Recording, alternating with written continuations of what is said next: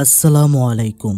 ইন্দোনেশিয়ার এই ব্যক্তিটি শক্তিশালী থাকার জন্য তার ভেতরে একটা জিন প্রবেশ করায় আর পরিচালনা করতে থাকে এক ভয়ঙ্কর উচ্ছৃঙ্খল জীবনযাপনের। কিন্তু সমস্যা তো তখন ঘটে যখন লোকটির মৃত্যুর সময় আসে, কিন্তু সেই জিন তাকে মরতেই দিচ্ছিল না, ভালো করে বাঁচতেও দিচ্ছিল না, আর একে একে সেই জিন তার ছেলে মেয়েদেরকে মারতে শুরু করে। কিন্তু কেন তা জানতে হলে দেখতে হবে সম্পূর্ণ এই ভিডিওটি। পদে পদে রহস্য, হরর, সাসপেন্স সব মিলিয়ে আজকের এই ইন্দোনেশিয়ার সত্য ভৌতিক ঘটনাটি আপনাদেরকে ভয় পাইয়ে দিতে সক্ষম।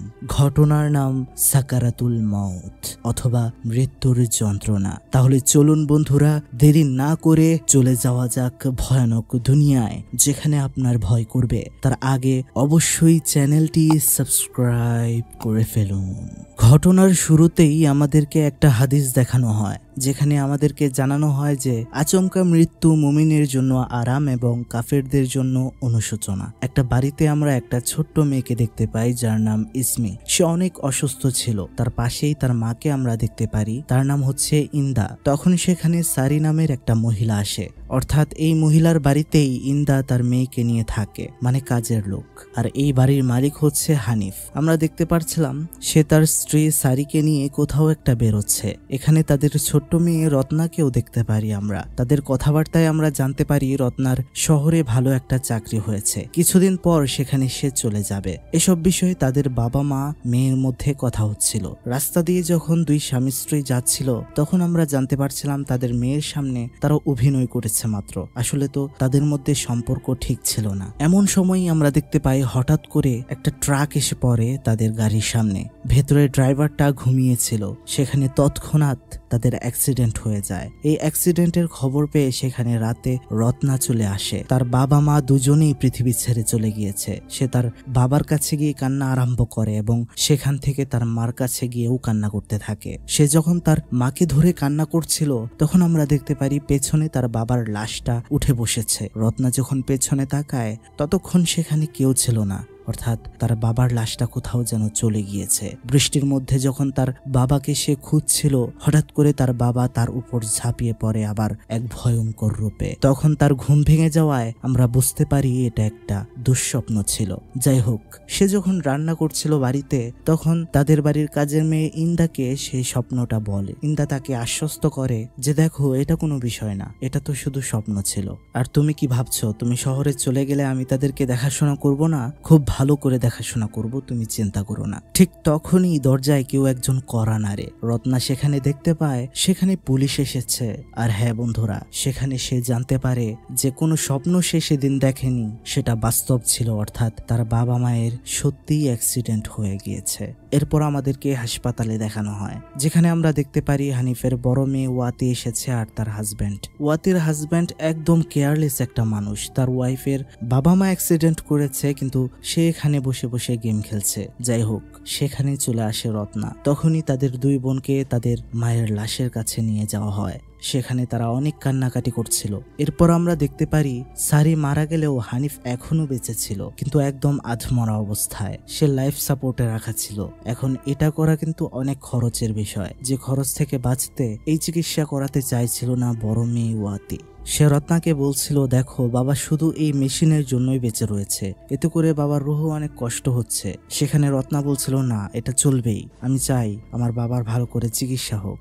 কিন্তু তারপরও ওয়াতি এমন ভাবে তাকে বোঝায় যে সে বড় বোনের কথা ফেলতে পারে না, আর তাদের বাবাকে বাড়িতে নিয়ে আসে। এদিকে আমরা দেখতে পারি অলরেডি আত্মীয় স্বজন সবাই বাড়িতে পৌঁছে গিয়েছিল তাদের মায়ের শেষ কার্য করার জন্য। সেখানে দোয়া অনুষ্ঠান হচ্ছিল। দুই মেয়ে তার মাকে গোসল করিয়ে দিচ্ছিল, মানে কি একটা পরিস্থিতি। এদিকে তার মায়ের মৃত্যুর সব কাজ চলছে, ওইদিকে তাদের মৃত্যু পথযাত্রীর বাবা বিছানায় পড়ে রয়েছে। সবাই যখন সেখানে কোরআন তেলাওয়াত করছিল, তখন সেখানে আরেকটা পরিবার আসে, যাদেরকে দেখে সেখানে কিছু মহিলারা কানাঘুষা করছিল। এতে আমরা বুঝতে পারি যে এই মহিলাটির নাম হচ্ছে আসি, যে কিনা হানিফের দ্বিতীয় ওয়াইফ, এবং এই ছেলেটার নাম হচ্ছে দুর্য, যেটা হানিফেরই ছেলে। যাই হোক, আমরা দেখতে পাচ্ছিলাম তারা সৎ হলেও রত্না তাদের সাথে খুব ভালো আচরণ করছিল, কিন্তু ওয়াতি দুর্য আর তার মায়ের সাথে ভালো আচরণ করছিল না। সেখানে আসি রিকোয়েস্ট করে তাদেরকে, বলে যে দেখো, এই অবস্থাতে তোমাদের বাবাকে আমি দেখতে চাই, তার পাশে থাকতে চাই। তারা তখন হানিফের কাছে যায়। হানিফের এই অবস্থা দেখে তার দ্বিতীয় স্ত্রী আসি অনেক কান্না করছিল। সেখানে রত্নাকে সে বলছিল, আমি চাই তোমার বাবার সাথে কতক্ষণ একা সময় কাটাতে। তাই রত্নাও সেখান থেকে চলে যায়, কিন্তু রত্না এসে দেখতে পায় বাহিরে দুর্য আর ওয়াতি কথা বলছিল। এখানে তারা তাদের বাবার সম্পত্তির ভাগাভাগির কথাবার্তা বলছিল। দুর্য সেখানে বলছিল, তোমারও টাকার প্রয়োজন, আমারও টাকার প্রয়োজন, আশা করি আমাদের বাবা এটা বুঝবে, তাই এই সম্পত্তি এখনই ভাগাভাগি করার সময়। রত্নার তো এসবের কোনো প্রয়োজন নেই এখন, তাই এসবে তার কোনো গুরুত্ব নেই, কারণ তার ভালো একটা চাকরি হয়েছে, সে তো চলেই যাবে। এখন তারা তো জানতো না, এসব শুনছিল রত্না। এদিকে পেছন থেকে রত্নাকে মসজিদের ইমাম ডাক দিলে, তার উত্তর দিলে ওয়াতি আর দুর্য বুঝে যায় যে তাদের কথা শুনছিল এখানে দাঁড়িয়ে দাঁড়িয়ে রত্না। সন্ধ্যা নামার পর আমরা দেখতে পাচ্ছিলাম তাদের বাড়িতে সবাই বসে কুরআন তেলাওয়াত করছিল। সেখানে হানিফের দ্বিতীয় স্ত্রীও অনেক কান্নাকাটি করছিল আর কুরআন তেলাওয়াত করছিল। তখন হঠাৎ করে তার চশমাটা নিচে পড়ে গেলে সেই চশমা তুলে আবার উপরে তাকিয়ে দেখতে পায় হানিফ বসে রয়েছে। সে তো অবাকও হয়ে যায়, সে বুঝতে পারে হয়তো হানিফ ঠিক হয়ে গিয়েছে।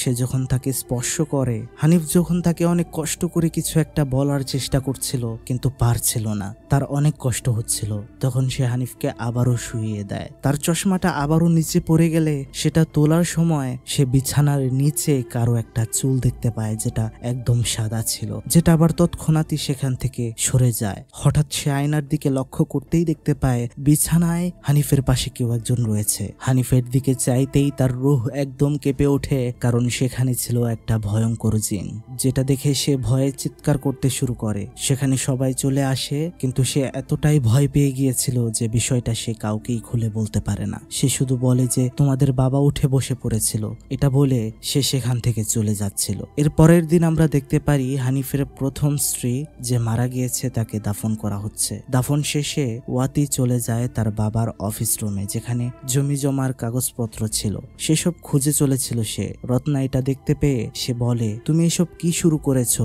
আমাদের বাবা তো এখনো মারা যায়নি, এখন কি এসব করার সময়? তখন ওয়াতি বলছিল, এই সময় কোনটা সঠিক আর কোনটা ব্যাঠিক এটা আমি বুঝবো। যখন বাবা আমাকে একটা অকুর্মা মানুষের হাতে তুলে দিয়েছিল তখন মনে ছিল না কোনটা ঠিক ব্যাঠিক, এখন আমার বাচ্চারা না খেয়ে থাকবে। যাই হোক, বাস্তবেও আসলে এরকম হয়। ওই দিন সন্ধ্যার সময় আমরা দেখতে পাই তাদের বাড়িতে একটা দোয়া মাহফিলের অনুষ্ঠান হচ্ছে, যেন হানিফ সুস্থ হয়ে ওঠে, কষ্ট কম হয়। সেখানে আমরা মসজিদের ইমামের থেকে জানতে পারি যে রত্না অনেক দিন হলো কুরআন তেলাওয়াত করে না, ছেড়ে দিয়েছে। সেখানে কুরআন তেলাওয়াতের সময় রত্না দেখতে পাচ্ছিল তার সৎ ভাই দুর্য আর ওয়াতি মোবাইলে তার বাবার সম্পত্তির বিষয় দেখছিল, মানে কোন জমি বিক্রি করা যায়, কিভাবে কি করবে, এসব আর কি। মানে বিষয়টা এমন হয়ে যায় যে সেই শুধু চাইছে তার বাবা বেঁচে থাকুক, আর তার ভাই বোন তো চাচ্ছে মরে গেলেই ভালো। মানে মানুষের শেষ সময় যে কেউ আপন থাকে না, এটাই হচ্ছে তার একমাত্র উদাহরণ। এদিকে সেই বাড়ির কাজের লোক কাজ করার সময় সে হঠাৎ করে দেখতে পায় দূরে হানিফ দাঁড়িয়ে রয়েছে দরজার সামনে, কিন্তু এটা তো সম্ভবই না, হানিফ তো বেড থেকে উঠতেই পারে না। তখন সে চলে যায় হানিফের রুমে, সে দেখতে পায় সেখানে শুয়ে রয়েছে হানিফ। তাহলে সে কাকে দেখতে পেল? এর পরের দিন সকালে আমরা দেখতে পারি বাজারে ওয়াতি তার ছেলে মেয়েদের সাথে ছিল। সেখানে তখন একটা লোক আসে, এসে চেঁচামেচি শুরু করে দিচ্ছিল। আসলে বন্ধুরা, এই লোকটা ওয়াতির কাছে অনেক টাকা পায়। ওয়াতি এই লোকটার কাছ থেকে টাকা ধার নিয়েছিল, কিন্তু সেটা সে পরিশোধ করতে পারছে না। সেখানে ওয়াতি বলছিল যে আমি আপনার টাকা খুব দ্রুত দিয়ে দেব, আপনি আমাকে কিছুদিন সময় দিন। লোকটি তখন বলে, দেখুন আমি এত সময় দিতে পারবো না, আমি মাত্র 3 দিন সময় দিলাম আপনাকে, টাকা না দিলে আমি কিন্তু পুলিশে যাব। লোকটি এটা বলে চলে গেলে সেখানে সে দুর্যোগকে দেখতে পায় আর তার উপর খেপে যায়। এখন এসব চিৎকার চেঁচামেচি শুনতে পেয়ে রত্না সেখানে গেলে দেখতে পারে তারা দুই ভাই বোন ঝগড়া করছে বিশ্রী ভাবে। আসলে বন্ধুরা, এখানে এই কারণে ঝগড়া হচ্ছে যে ওয়াতি ওয়াতি চাচ্ছিল তাদের বাবার সম্পত্তি সমানভাবে ভাগ হোক। অন্যদিকে ভাই দুর্য বলছিল না, ছেলেদের ডাবল ভাগ দিতে হয় ইসলামিক শরিয়া মতে, সেভাবেই হবে। কিন্তু সেটা কোনোভাবেই মানছিল না ওয়াতি। সে বলছিল আমার বাবার সম্পত্তির লোভেই তো তোর মা আমার বাবার ঘাড়ে বসেছিল। দুর্য তখন এই বাজে কথার তীব্র প্রতিবাদ করলে সেখানে চর দিয়ে বসে থাকে ওয়াতি। তখন সেখানে দুর্য তাকে হুমকি দিয়ে যায় যে তোর ভালো হবে না, তোকে দেখে নেব। এদিকে সন্ধ্যা সময় আমরা দেখতে পারি সেই বাড়িতে আবারও দোয়া মাহফিল করছে হানিফের সুস্থতার কামনার জন্য। দিন দিন হানিফের অবস্থা খুব খারাপ দিকে যাচ্ছিল। এদিকে আমরা দেখতে পাই হানিফের দ্বিতীয় স্ত্রী আসি ধীরে ধীরে হানিফের রুমে ঢুকে এবং একটা তাবিজ তার বালিশের ভেতরে রাখতে যাবে। তখনই সেখানে চলে আসে ওয়াতি আর রত্না। তাদের সন্দেহ হয়, তারা তখন বালিশের নিচ থেকে তাবিজ পাওয়ার পর আসিকে সন্দেহ করতে শুরু করে। ওয়াতি তাকে বলতে শুরু করে যে তুমি আমার বাবাকে মারার জন্য এসব করছো অনেক আগে থেকেই। সেখানে আসি বলছিল না, তোমরা ভুল বুঝছো আমাকে, আমি ভালোর জন্য এটা করেছিলাম। এখানে আমরা দেখতে পাচ্ছিলাম রত্নাও বিশ্বাস হারিয়ে ফেলেছিল আসির উপর থেকে। সেখান থেকে তখন অপমানিত হয়ে বেচারা বের হয়ে যায়। এদিকে ইমাম রত্নাকে বলছিল তুমি কেন কোরআন তেলাওয়াত করা ছেড়ে দিয়েছো? বর্তমান তোমার পরিবারের যে অবস্থা, তোমার অবশ্যই রবের দিকে ফিরে আসা উচিত, কোরআন তেলাওয়াত করা উচিত। এদিকে আমরা দেখতে পাই ওয়াতি তার হাজব্যান্ড বাতিনের সাথে ঝগড়া করছিল। আসলে বাতিন চাইছিল ওয়াতি তার অসুস্থ বাবাকে ফেলে তার বাড়িতে চলে যেত সংসার করার জন্য। ওয়াতির সাথে না যাওয়ায় বাতিন রাগ দেখিয়ে সেখান থেকে তার ছেলে মেয়েদেরকে নিয়ে চলে যায়। এদিকে ওয়াতির মনটা খুবই খারাপ হয়ে যায়। তাই সেদিন রাতে তার বাবার কাছেই মাথা পেতে শুয়েছিল সে। হঠাৎ করে একটা শব্দ পেয়ে ঘুমটা হঠাৎ ভেঙে গেলে সে উঠে দেখে তার বাবা বিছানায় বসে রয়েছে। সে ভাবে তার বাবা হয়তো ঠিক হয়ে গিয়েছে, কিন্তু সে যখন তার বাবার কাঁধে হাত রাখে তার হাতটা ধরে ফেলে তার বাবা। সেখান থেকে সে হাতটা কোনো রকমই সরাতে পারছিল না। তার বাবা একটু হালকা হয়ে গেলে তার বাবাকে সে শুইয়ে দেয়। সে ঘর থেকে রত্নাকে ডাকছিল যেন রত্না এখানে আসে। রত্নার সাড়া না পাওয়ায় সে দরজা খুলে যখন বাহিরে যাবে তখনই তার উপরে অ্যাটাক করে বসে তার বাবার ভয়ঙ্কর একটা অবতার। সে খুবই ভয় পেয়ে যায়। সে কিছু বুঝে উঠতে পারছিল না। সে ঠিক করে এখানে সে থাকবে না। ভয় পাওয়ার কারণে সে ব্যাগ গোছাতে শুরু করে চলে যাওয়ার জন্য। সেখানে তখন কাজের লোক ইন্দা তাকে জিজ্ঞেস করলে কোথায় যাও? সে বলে আমার বাড়িতে যেতে হবে, বাড়িতে বাচ্চারা একা রয়েছে না। সে যখন রাস্তা দিয়ে যাচ্ছিল তখন আমরা দেখতে পাচ্ছিলাম সব লাইটগুলো অফ হয়ে যাচ্ছিল ধীরে ধীরে। ভয়ঙ্কর এক পরিস্থিতি শুরু হয়। সে দেখতে পায় একটা লাইটের নিচে তার বাবার মতো কোনো এক অবয়ব যেটা হঠাৎ করে লাফিয়ে লাফিয়ে তার কাছাকাছি আসছিল। সে দৌড়াতে চেষ্টা করছিল কিন্তু পারছিল না। হঠাৎ করে একটা ভয়ঙ্কর জিন তার উপরে হামলে পড়ে। আর তারপর কি হয় তা একটু পরেই বোঝা যাবে। সকালে যখন বসেছিল রত্না, সেখানে দৌড়ে ইন্দা একটা দুঃখের সংবাদ দেয় তাকে। তারা দৌড়ে গিয়ে দেখতে পায় মারা গিয়েছে তার বোন ওয়াতি। দেখে মনে হচ্ছে কেউ যেন তাকে মেরে ফেলে রেখে গিয়েছে। একে তো মাকে হারিয়েছে, দ্বিতীয়ত বাবার এই দুরবস্থা, এখন আবার নিজের আপন বড় বোনের মৃত্যু, যেটা সে একদমই সহ্য করতে পারছিল না। যাই হোক, এদিকে আমরা দেখতে পারি হানিফের দ্বিতীয় বউ আসি অনেক অসুস্থ হয়ে পড়েছে। তাকে দেখতে ডাক্তার এসেছে। ডাক্তার দেখে চলে যাওয়ার পর দুর্য রান্নাঘরে কারো একটা উপস্থিতি লক্ষ্য করে। সে ভাবে এটা হয়তো তার মনের ভুল। তখন সে দেখতে পারে তার ঘরের ভেতরে তার বাবা দাঁড়িয়ে রয়েছে উল্টো দিকে ফিরে আর কি যেন বিড়বিড় করছে। সে ভয়ে ভয়ে সামনে আগায়। তখনই তার বাবার আর একটি অবতার তার উপরে হামলা করে এবং বলে আমি তোর জন্যই আসছি, রেডি থাকিস। কিন্তু কিছু বুঝে ওঠার আগেই সবকিছু স্বাভাবিক হয়ে যায়। সেদিন সন্ধ্যার সময় ওয়াতিরও দাফন কার্য শেষ হয়। আমরা দেখতে পারছিলাম রত্না অনেকদিন পর এবার কোরআন নিয়ে বসেছে পড়ার জন্য, কিন্তু সে ঠিকঠাক পড়ছিল না। বুক ফেটে তার কান্না আসছিল, কারণ তার পরিবারের সে সবাইকেই হারিয়েছে। বাবা বেঁচে রয়েছে কিন্তু মরার মতোই। তখনই আমরা দেখতে পাই সেখানে পুলিশ অফিসার এসেছে। আসলে বন্ধুরা, পুলিশের মনে হচ্ছিল রত্নার বোনের মৃত্যুর পেছনে তার সৎ ভাই দুর্জয়ী রয়েছে, কেননা সে ওয়াতিকে সেদিনই হুমকি দিয়েছিল। রত্না ওইটা স্বীকার করে, তবে সে এটা বলে যে তার মনে হয় না দুর্জয় এটা করতে পারে। কিন্তু আমরা দেখতে পাই পুলিশ চলে গিয়েছে দুর্যোধের বাড়িতে। আর সেখানে গিয়ে ঘর থেকে তারা একটা চাকু খুঁজে পায় যেখানে লেগেছিল ওয়াতির রক্ত। সেখানে দুর্য বলছিল আমি কিছুই করিনি, এটা আমার না, কিন্তু পুলিশ তার কোনো কথা শোনে না। আমরা দেখতে পাই সে তখন পুলিশের হাত থেকে কোনোভাবে পালিয়ে জঙ্গলে চলে যায় এবং একটা কাঠের গোডাউনে আশ্রয় নেয়। এরপরে আমরা দেখতে পারি সন্ধ্যা সময় হানিফের দ্বিতীয় স্ত্রী আসি রত্নার কাছে আসে আর বলে তোমাকে আমার কিছু কথা বলা জরুরি, তুমি আমাকে বিশ্বাস করো প্লিজ। তখন আসি বলতে শুরু করে রত্না, তোমার বাবার মধ্যে মধ্যে একটা জিন রয়েছে যেটা লম্বা সময় ধরে তোমার বাবাকে বিপদ আপদ থেকে রক্ষা করে আসছে। আর এটা আমি গ্যারান্টি সহকারে বলছি, কারণ তোমার বাবাই এটা আমাকে বলেছিল। সে বলেছিল যে একদিন না একদিন এই জিনের জন্য তার অনেক ক্ষতি হবে, মানে জিন তাকে মরতে দেবে না সহজে, অনেক কষ্ট দেবে। আর আজ যখন সে মৃত্যুশয্যায় রয়েছে, তার মৃত্যুর যন্ত্রণা হচ্ছে অনেক, তাই আমি তার মৃত্যু সহজ করার জন্য তার কাছে তাবিজ রাখতে গিয়েছিলাম যেন সে শান্তিতে মারা যেতে পারে। এখন এটা শুনে তো অবাক হয়ে যায় রত্না। অন্যদিকে দুর্য যেখানে পালিয়ে গিয়েছিল সেখানে তার সাথে ঘটতে থাকে ভয়ঙ্কর সব ঘটনা। সেই জিনটা তাকে জ্বালাতে শুরু করে, কখনো বা মানুষের রূপে আসে, কখনো বা ভয়ঙ্কর রূপে। এদিকে দুর্য হঠাৎ করে ভয় পাওয়ার কারণে পায়ে চোট লেগে কেটে যায়, সে আর চলতে পারছিল না। তখনই সেখানে জিনের ভয়ঙ্কর হাত তার পা ধরে ফেলে, তার দিকে হামাগুড়ি দিয়ে এগিয়ে আসছিল। কোনো অঘটন ঘটতে যাবে তখনই তার কাছে চলে আসে কাজের মেয়ে ইন্দা। কিন্তু সে এখানে কেন তা বন্ধুরা একটু পরেই জানতে পারবো আমরা। এদিকে দেখতে পাই হঠাৎ করেই হানিফ অস্থির হতে শুরু করে। রত্না সেখানে দৌড়ে গেলে রত্নাকে হানিফ বলতে থাকে, আমি আর পারছি না মা, আমি আর পারছি না, আমাকে মুক্তি দাও, এবার আমি মরতে চাই। রত্না বলছিল, আমি তোমার কিছুই হতে দেব না বাবা, কালকেই হসপিটালে নিয়ে যাব। হানিফ বলে ওঠে, রত্না তুমি এটা মেনে নাও, আমার সময় শেষ হয়ে গিয়েছে, তুমি আমাকে কথা দাও, আমাকে মরতে সাহায্য করবে, আমাকে বাঁচাবার কোনো চেষ্টা করবে না। এখন নিজের বাবার মুখে যখন মেয়ে এমন কথা শুনতে পায় সে একদম স্তব্ধ হয়ে গিয়েছিল। সে বুঝে হয়তো মরণের সময় হয়ে গিয়েছে হানিফের, তাই সে তার বাবাকে কালেমা পড়াতে শুরু করে। কিন্তু আমরা দেখতে পারি তার বাবা সেটা পড়তে পারছিল না। দরজার দিকে কি যেন একটা ছিল, সেখানে সে চেয়েছিল এবং ধীরে ধীরে শান্ত হয়ে শুয়ে যায়। এদিকে আমরা দেখতে পারি ইন্দার অসুস্থ মেয়ে ইসমি সে বিছানায় পড়ে কাতরাচ্ছে, তার শরীর ভরে গিয়েছিল ঘাতে। সে রত্নাকে বলছিল, প্লিজ তুমি এখানে থেকে যাও, আমার খুব কষ্ট হচ্ছে।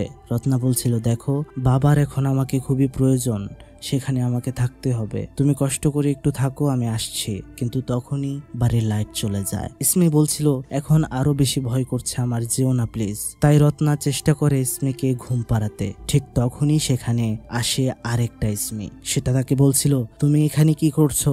তখন রত্না ভয়ে ভয়ে তার পাশে থাকা ইসমির দিকে তাকাতেই দেখতে পায় সেটা একটা ভয়ঙ্কর জিন ছিল, যেটা ভয়ঙ্কর ভাবে তার উপর উঠে বসে। তখন সেখানে ইন্দা চলে আসে আর সবকিছুই স্বাভাবিক হয়ে যায়। কিন্তু আসল ইসমি আরো অসুস্থ হয়ে পড়ে। সেদিনেই রত্না চলে যায় ইমাম সাহেবের কাছে, আর সবকিছু জানানোর পর ইমাম সাহেব তাকে জিনেদের একটা বই দেখায়, যেখানে সে বলে এক প্রজাতির জিন রয়েছে যারা মানুষকে প্রোটেক্ট করে, মানে যারা তাদেরকে নিজেদের কাছে ভিড়াতে চায় তাদের কাছে এই জিন আসে এবং তাদের কথা শুনে তাদের সাথে রয়ে যায়। তাই তোমার বাবার শরীরে যদি কোনো এরকম জিন থেকে থাকে তাহলে সেটা শিওর হওয়ার জন্য তুমি রিচুয়াল করতে পারো। এখন আমরা দেখতে পাচ্ছিলাম সেদিন রাতেই একটা ছোট্ট রিচুয়াল করতে বসে রত্না। আসলে এই রিচুয়ালের মাধ্যমেই সে বুঝতে পারবে যে তার বাবার মধ্যে সত্যিই কি কোনো প্রোটেক্টর জিন রয়েছে কিনা। রিচুয়ালটি সে করছিল তার বাবার রুমে বসেই। সেখানে যখন সে আরবিতে কিছু লাইন পড়ে সেখানে অদ্ভুত সব কাণ্ড কারখানা